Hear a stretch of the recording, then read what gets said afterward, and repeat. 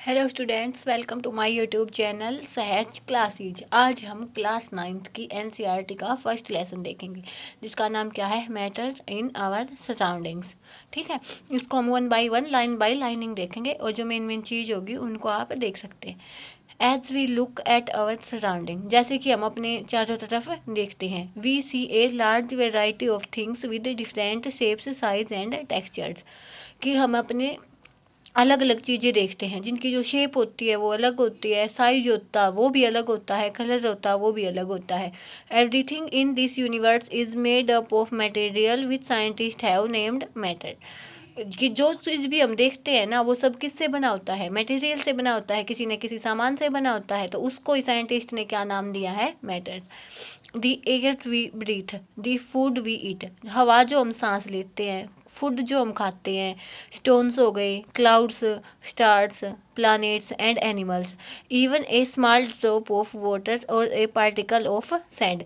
कि या छोटी से छोटी पानी की बूंद ले ले या तो किसी मिट्टी का बिल्कुल जो रेत होता है ना उसका कोई छोटा सा टुकड़ा ले ले।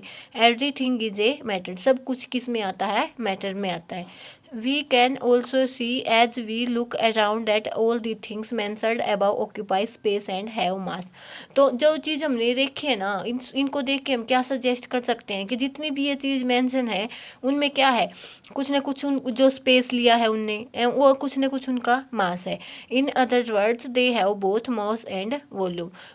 उन दोनों जो भी चीज़ है उनमें क्या क्या है, मास भी है और कुछ ना कुछ वॉल्यूम भी है। तो इससे हम सिंपली जो इसकी मैटर की डेफिनेशन देना चाहें तो क्या दे सकते हैं कि everything which occupies space and have some mass. कि कोई भी चीज़ है जिसका कोई स्पेस ऑक्यूपाई होगा, जिसको हम वॉल्यूम की टाइप में बोल सकते हैं, और जिसका कुछ ना कुछ मास होगा उसको ही हम क्या बोल देंगे, मैटर बोल देंगे। ठीक है, since early times human beings have been trying to understand their surroundings. कि बहुत पहले के समय से ही जो ह्यूमन बींग्स है ना वो समझने की कोशिश में है कि जो अपने सराउंडिंग है ना वो क्या होता है। Early Indian philosophers classified matter in the form of 5 basic elements, the पंच तत्व। कि जो पहले वाले इंडियन फिलोसफर्स है ना उन्होंने क्या बोला कि जो भी अपना मैटर है ना उनको 5 तत्वों में बांट बांट दिया उसने। किस किस में, एयर में, अर्थ में, फायर, स्काई एंड वाटर, हवा में, धरती में, आग में, आसमान में, पानी में। इन 5 तत्वों में बांट दिया उसने कि जो भी वो होता है ना मैटर होता है वो किस किस में पंच तत्व टाइप होता है। According to them everything living and non living was made up of these 5 basic elements. उनका क्या कहना था कि जो भी कोई भी चीज़ लिविंग क्या होती है, जिसमें मतलब लाइफ बोलते हैं, जिसमें लाइफ हो, नॉन लिविंग जिसमें लाइफ ना हो। तो इनसे हम क्या बोल सकते हैं कि चाहे वो लिविंग थिंग हो या नॉन लिविंग थिंग हो, वो किससे मिलके बनी होती है, 5 बेसिक एलिमेंट्स से मिलके बनी होती है, जिसका नाम उन्होंने क्या दिया, पंच तत्व। Ancient Greek philosophers had arrived at a similar classification of matter। कि जो ग्रीक के जो फिलोसफर्स थे ना उन्होंने भी सेम सेम सी ही डेफिनेशन दी थी।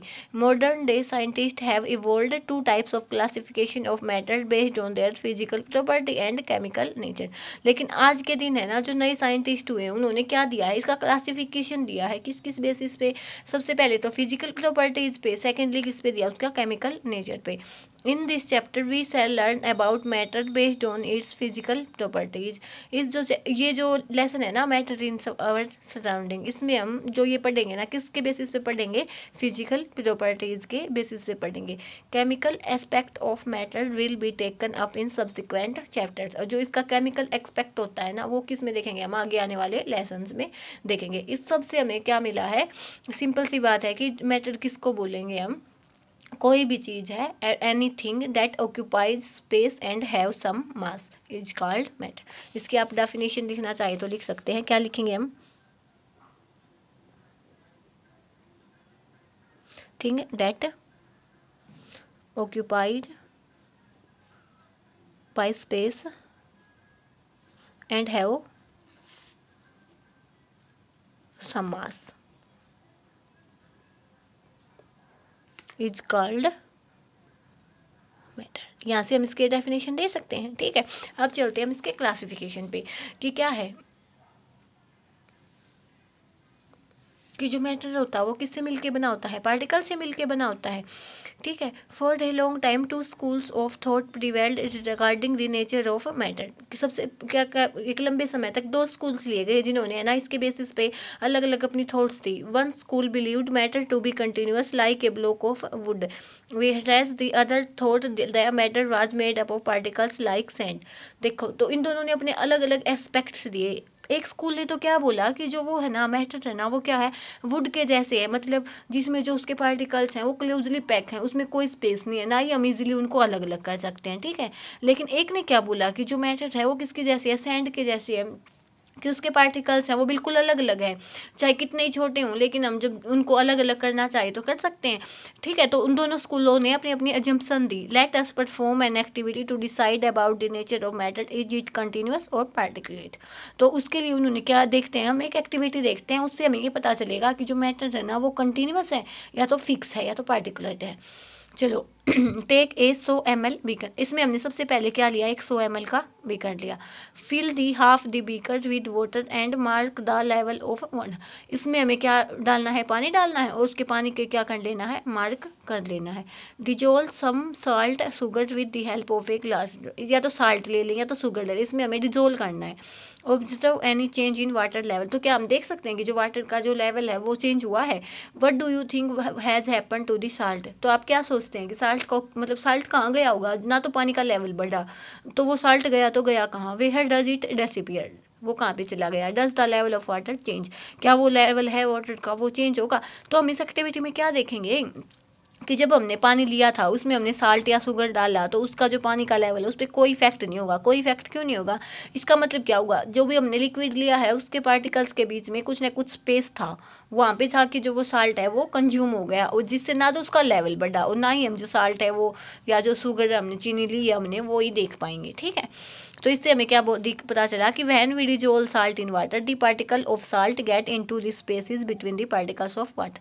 तो जब हम साल्ट को पानी में डिजोल्व करते हैं ना तो वो जो साल्ट है जो पानी के जो पार्टिकल्स हैं उनके बीच में सेट हो जाता है। ठीक है। उसके बाद चलते हैं आगे। How small are these particles of matter, कि जो ये पार्टिकल्स होते हैं ना वो कितने स्मॉल होते हैं, मतलब उनकी कोई लिमिट तो होगी भाई कितने स्मॉल होते हैं।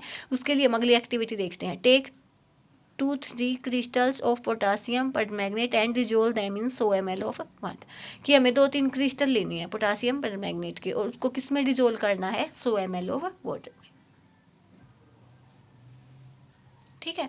अब क्या देखेंगे कि take out approximately 10 ml of the solution and put it into the 90 ml of clear water. क्या कहने का मतलब है कि सबसे पहले हमने क्या लिया, एक 100 ml का सॉल्यूशन लिया। ठीक है। 100 ml का, जिसमें किसका सॉल्यूशन है वो पोटासियम परमैंगनेट का।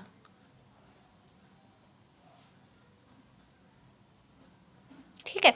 उसके बाद क्या बोला इनसे हमने, वो जो सॉल्यूशन होता है ना वो क्या होता है, पिंक होता है। ठीक है। उसके बाद इन्होंने क्या बोला कि हमने 10 ml कोई भी 100 ml सॉल्यूशन लेना है। ठीक है। 90 ml सॉल्यूशन लेना किसका, क्लीन वाटर का, H2O का। ठीक है। 90 ml ले लिया। इन्होंने क्या बोला कि इस सॉल्यूशन पे है ना हमें 10 ml सॉल्यूशन लेना है, जो पिंक सॉल्यूशन था उसका 10 ml लेना है, उसके बाद वो इस 90 ml में डालना है। तो हम क्या देखते हैं कि जो ये 90 ml वाला है ना ये क्या हो गया, 90 + 10 वो तो गया 100। ठीक है। लेकिन जो ये पिंक है ना देखो, ये पहले बिल्कुल 100 ml पिंक था, उसके बाद जब ये क्लीन H2O था उसमें जब हमने 10 ml ये मिलाया तो उसके बाद क्या हो गया कि जो ये पिंक की सा जो इसकी वो था ना कलर था वो क्या हो गया, पहले की बजाय फेड हो गया, लेकिन है तो पिंक ही। ऐसे ही जब क्या ये 100 ml का सॉल्यूशन बन गया, लेकिन जो पहले पिंक था उसकी बजाय ये लेस पिंक है। आगे कोई सॉल्यूशन लेंगे हम, उसमें भी हमने 90 ml H2O ले लिया, लेकिन जब इसका 10 ml डालेंगे ना तो वो इसकी बजाय में फेड होगा पिंक, लेकिन वो पिंक तो होगा ना। तो इसका कहने का मतलब क्या हुआ कि मतलब कि एक 100 ml हमने सॉल्यूशन लिया था, उसका भी हमने बिल्कुल 10 ml सॉल्यूशन यूज किया है, लेकिन उसकी हेल्प से हम कितने पानी को पिंकिश बना सकते हैं। तो इसका मतलब क्या हुआ कि जो पार्टिकल्स जो साइज होता है पार्टिकल्स का वो तो बहुत छोटा होता होगा, तभी तो 20 ml सॉल्यूशन 10 ml सॉल्यूशन ने कितने सारे सॉल्यूशन को पिंक बना दिया। तो ये तो बोल सकते हैं कि हम जो पानी है ना, जो सॉल्यूशन हमने लिया है, जो पार्टिकल्स होते हैं उसके बहुत बहुत ही स्मॉल होते हैं। ठीक है। तो चलो, this experiment shows that a few crystal of potassium permanganate can color a large volume of water। कि बिल्कुल थोड़े से वो पार्टिकल्स लिए थे हमने पोटासियम परमैंगनेट के, उसके बाद उसका सॉल्यूशन का जो कलर है वो बहुत ज़्यादा वॉल्यूम में ही उसका जो पिंक बचता है। So we conclude that there must be millions of teeny particles in just one crystal of potassium permanganate. तो इससे हम क्या बोल सकते हैं कि एक जो सिंपल सा क्रिस्टल लेते हैं ना हम, उसमें भी क्या है, मिलियंस ऑफ पार्टिकल्स है।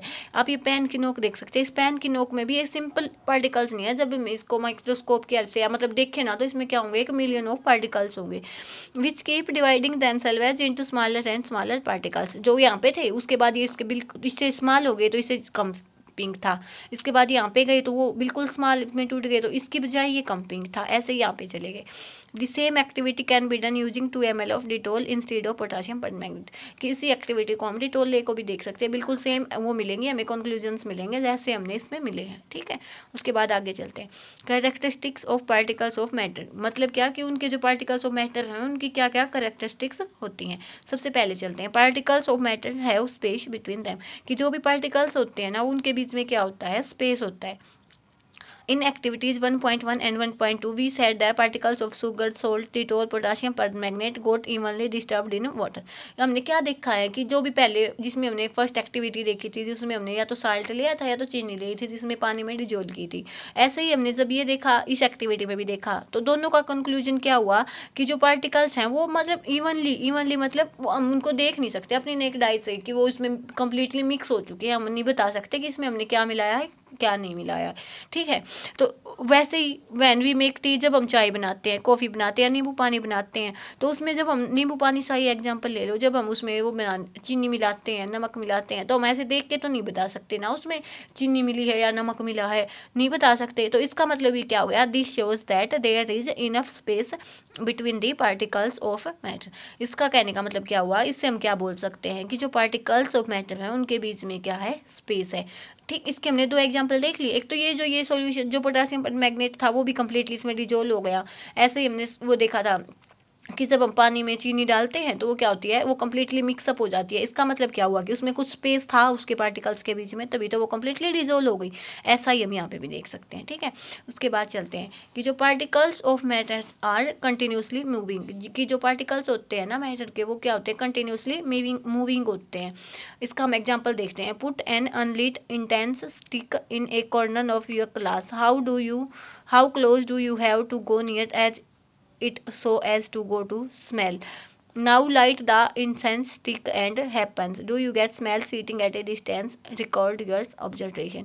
कहने का मतलब क्या है कि हम कुछ एक इंसेंस स्टिक लेते हैं, वो उसमें पहले उसने सिंपल रख देते हैं एक कोने में, उसकी हमें स्मेल नहीं आएगी, लेकिन जब हम उसको हीट कर देंगे तो उसकी हमें स्मेल वहाँ पे मतलब एक डिस्टेंस तक भी हम उसकी स्मेल को पहचान सकते हैं।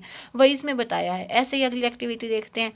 Take 2 glasses beakers filled with water. 2 glasses ले लिए जिसमें क्या है, पानी है।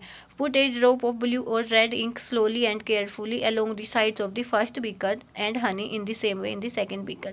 क्या है, हमने क्या लेना है, 2 बीकर लेने हैं। ठीक है, उसमें हमने क्या डालना है, पानी डालना है।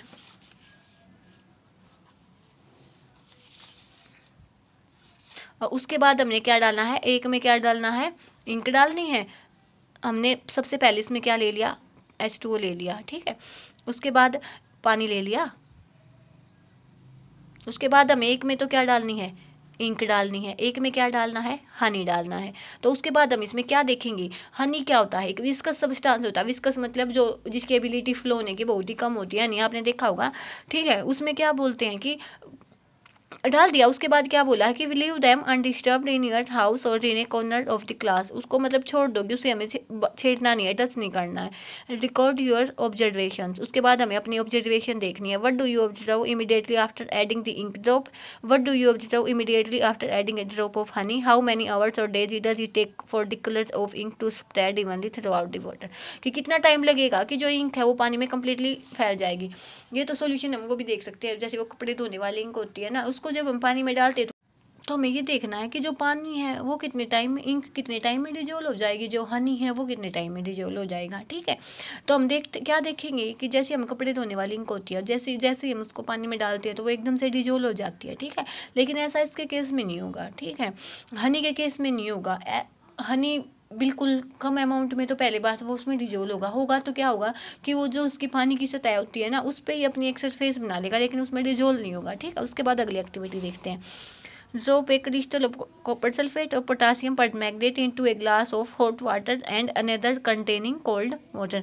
कि हमें क्या लेना, या तो हम कॉपर सल्फेट का सॉल्यूशन ले लें या तो पोटासियम परमैंगनेट का सॉल्यूशन ले लें। एक तो हमें क्या लेना है जिसमें हॉट वाटर रहो, एक में क्या लेना है कोल्ड वाटर रहो। Do not state the solution, allow the crystal to settle at the bottom. तो हम क्या देखेंगे कि मतलब एक तो हॉट सॉल्यूशन है, एक कोल्ड सॉल्यूशन है। जैसे ही हम उसको सॉल्यूशन को डालेंगे ना, कोल्ड में तो हमें एकदम से क्रिस्टल मिल जाएंगे लेकिन हॉट में नहीं मिलेंगे ना। तो what do you observe just about the solid crystal in the glass, what happen as the time pass, what does this suggest about the particles of the solid and liquid. तो इससे हमें क्या क्या पता चलेगा कि जो पार्टिकल्स होते हैं वो सॉलिड के लिक्विड के कैसे होते हैं। Does the rate of mixing change with the temperature, why and how. तो जो मिक्सिंग का जो रेट होता है वो चेंज होता है या नहीं होता टेम्परेचर के साथ, वाई एंड हाउ। तो होता है तो कैसे होता है, क्यों होता है। देखो हम सिंपली देखेंगे, जैसे हमने पानी में चीनी डाली है, एक वन टाइम तो वो डिजोल्व हो जाएगी, ठीक है, अच्छे से डिजोल्व होगी वो। लेकिन मान लिया एक टाइम आने के बाद वो डिजोल्व ना हो, मतलब एक ऐसी पीक पॉइंट तो आएगा ही जब चीनी डिजोल्व होना बंद हो जाएगी। लेकिन हम उसको थोड़ी सी हीट दे दें तो जो चीनी डिजोल्व हो जाएगी। तो कहने का मतलब क्या है कि हॉट में तो जो चीनी है वो बिल्कुल अच्छे से डिजोल्व होगी, लेकिन कोल्ड में वो चीनी डिजोल्व नहीं होगी। ऐसे ही हम देखें, जैसे एक तो कोल्ड वाटर हो, एक जैसे हम पानी को हॉट करते हैं ना किसी भी गैस से या कैसे भी हीट दे के उसको, तो क्या होता है कि जो उसके पार्टिकल्स का मोशन है वो एकदम से स्टार्ट हो जाता है ना। तो इसका मतलब हम क्या कह सकते हैं कि जब हम टेम्परेचर को बढ़ाएंगे तो जो पार्टिकल्स की मूवमेंट है वो बढ़ जाती है। वो तो हम सिंपली अपने एग्जाम्पल में भी देख सकते हैं। जैसे हम सिंपल अपनी जो गैस होती है, गैस स्टोव, उस पर जब हम पानी चढ़ाते हैं तो वो क्या होता है, पानी कुछ टाइम बाद, पहले तो पानी के जो पार्टिकल्स हैं वो स्टैटिक पोजीशन पे होते हैं, लेकिन कुछ टाइम बाद उनमें मूवमेंट स्टार्ट हो जाती है। तो मतलब क्या हुआ कि जो पार्टिकल्स के जो मैटर के जो पार्टिकल्स हैं वो क्या है, मूविंग है। इसका मतलब तो यही हो गया ना। तो इससे हम क्या बोल सकते हैं कि जो पार्टिकल्स है ना मैटर के में क्या है, कंटिन्यूसली मूविंग है। They possess what we call the kinetic energy. इसको हम क्या भी बोल सकते हैं, काइनेटिक एनर्जी भी बोल सकते हैं। As the temperature rises the particles move faster. कि जब हम टेम्परेचर को बढ़ाते हैं तो जो पार्टिकल्स हैं वो फास्टली मूव होते हैं। So we can say that with increase in temperature the kinetic energy of the particles also increase. इससे हम क्या भी बोल सकते हैं कि जब हम टेम्परेचर को बढ़ाएंगे तो जो पार्टिकल्स की काइनेटिक एनर्जी होगी वो भी बढ़ेगी, ठीक है।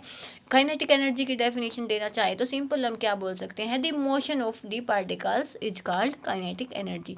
ठीक है, जब हम टेम्परेचर को बढ़ाएंगे तो जो मोशन है वो भी बढ़ेगा और जो काइनेटिक एनर्जी है अपनी वो भी बढ़ जाएगी। ऐसे जब उसको घटाएंगे तो वो जो अपने मोशन है वो भी घट जाएगा, जो उसकी काइनेटिक एनर्जी है वो भी घट जाएगी, ठीक है।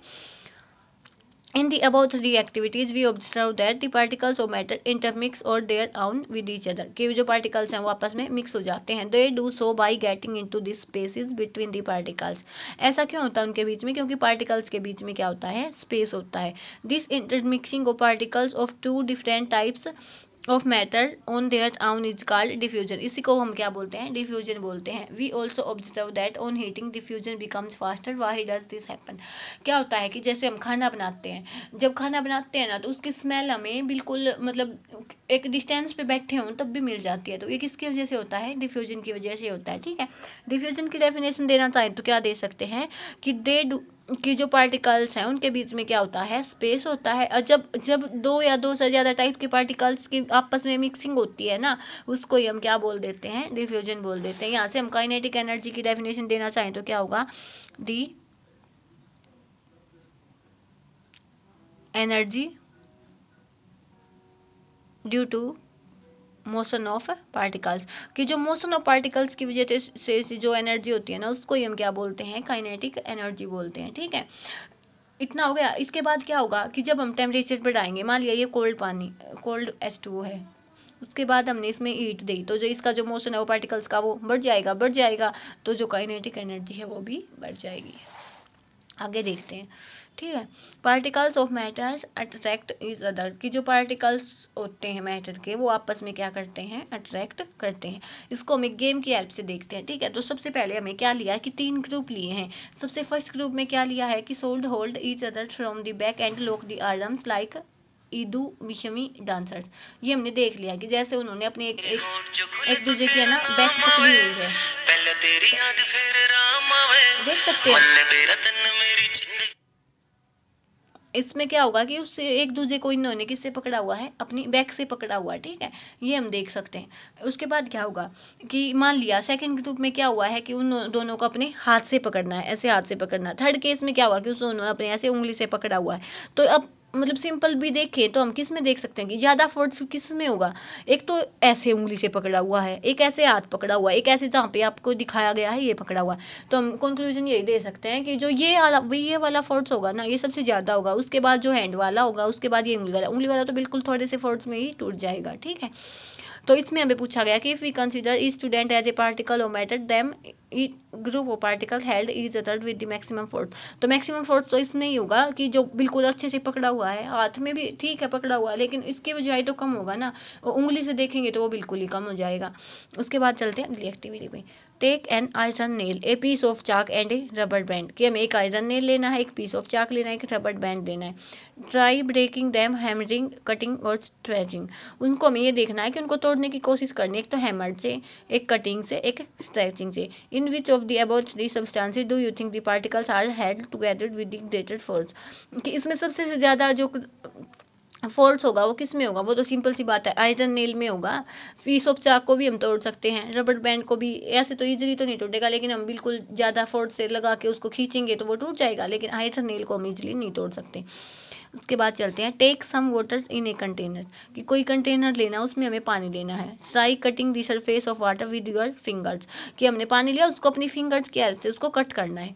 What could the reason behind the surface of water remaining together, तो उसका क्या रीजन है कि वो जो सरफेस ऑफ वाटर है वो क्या होगा, उसके वापस से ऐसे ही हो जाती है। देखो ऐसे लिक्विड है, उसमें हम पानी डालते हैं, कोई भी ले लिया हमने, जग ले लिया या कुछ भी ले लिया, तो उसमें हम ऐसे पानी डालेंगे तो वो कट जाएगा, लेकिन एक टाइम के बाद जब हम अपना हाथ उठाएंगे तो वो क्या होगा, ऑटोमेटिक अपने आप हो जाएगा। कटिंग हुई क्योंकि उनके बीच में स्पेस था, लेकिन वो अपने आप वापस से एडजस्ट हो गए। क्यों एडजस्ट हो गए, क्योंकि उनके बीच में कुछ ना कुछ फोर्स ऑफ अट्रैक्शन भी तो था, इसीलिए वो आपस में वापस से कंबाइन हो जाएंगे।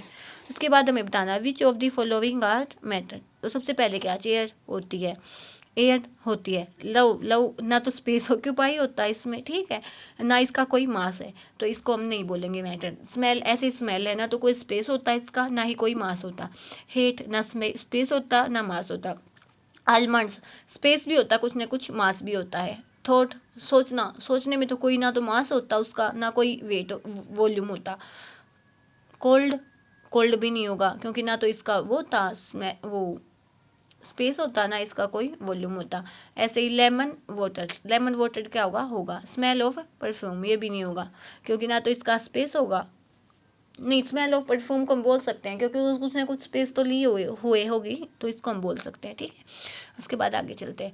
Give reasons for the following observations, the smell of hot sizzling food reaches you several metres away, but to get the smell of from cold food you have to go close, कि जब अपना food होता है वो hot होता है तो उसकी स्मेल हमें बिल्कुल एक डिस्टेंस से भी आ जाती है, लेकिन जब वही फूड है वो ठंडा हो जाता है तो उसकी स्मेल बिल्कुल ही लूज हो जाती है, या तो उसके बिल्कुल पास आके देखना पड़ेगा उसकी स्मेल को।